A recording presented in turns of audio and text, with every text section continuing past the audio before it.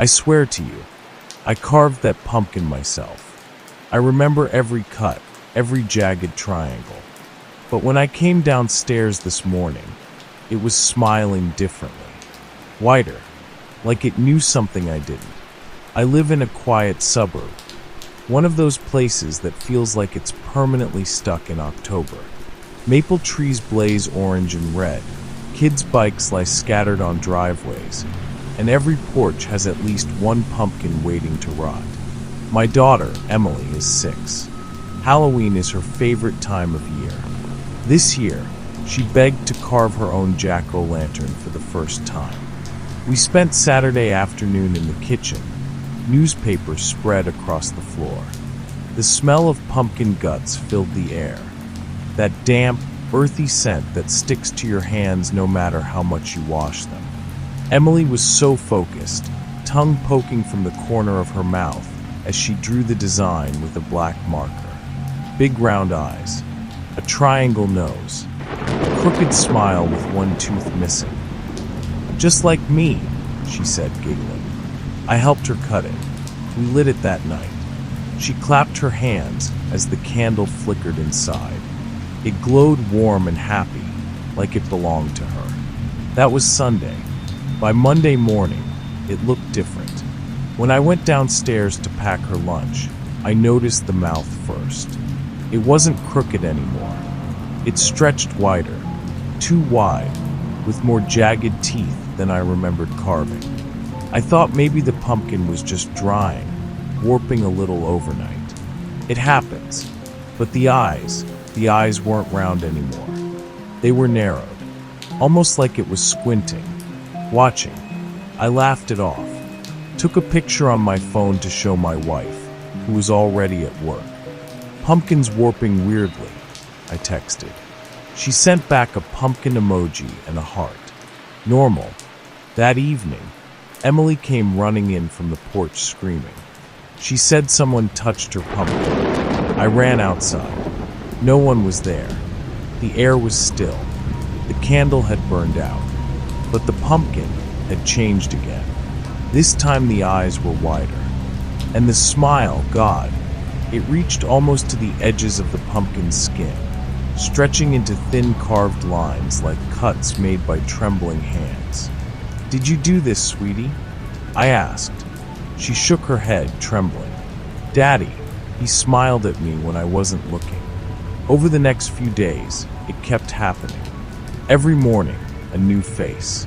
Sometimes it looked sad, sometimes furious. Once it looked exactly like me. At first, I thought maybe Emily was sneaking downstairs at night, carving it more for fun. But when I checked her hands, there were no cuts, no orange stains. I even checked the knife drawer. Nothing missing. Then came the noises. Late at night, when the house was asleep, I'd hear faint scraping, the sound of metal dragging across flesh. At first I thought it was pipes, or maybe raccoons outside. But when I crept downstairs, flashlight in hand, the sound stopped. And the pumpkin always faced a slightly different direction. Always turned just enough that it was looking at me. Halloween night. Emily was dressed as a witch. We left the pumpkin on the porch, glowing bright with a fresh candle inside. We were only gone for 2 hours. When we came back, the pumpkin was gone. In its place was another. Same shape, same stem, same small nick on the side. But the face was different, completely different. The eyes were huge, hollow craters. The mouth, God, it was wide open, a perfect screaming, "Oh." And inside that carved mouth was Emily's candy bucket, completely empty. She dropped to her knees, crying. I ran out onto the street, yelling for whoever did it, but the night was dead quiet. Every porch light on our block flickered in sync, like a pulse. When I turned back, the pumpkin's face had changed again.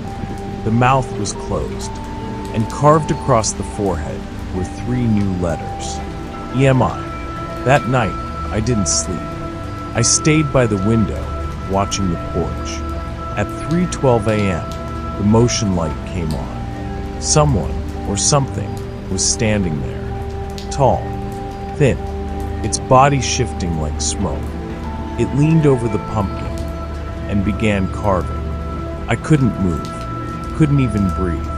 The blade made no sound. The figure's shadow flickered like the candle's flame. One moment long and spindly, the next gone completely. When I finally forced myself outside, the figure vanished. The pumpkin was still warm, and now the face was smiling my smile again. Inside it, the candle flame burned blue, cold light. I tried to throw it away the next morning, took it out to the trash. But when I came home from work, it was back on the porch. Fresh, whole, glowing. Emily was sitting beside it, humming softly. She looked up at me and said, "Daddy, he says it's your turn to carve one now." I froze. "Who says that?" She pointed to the pumpkin, and for a second, just a second, I saw the carved mouth move. It whispered something I'll never forget. One face for each soul. I ran, grabbed Emily, took her inside, locked the door. That was 2 nights ago.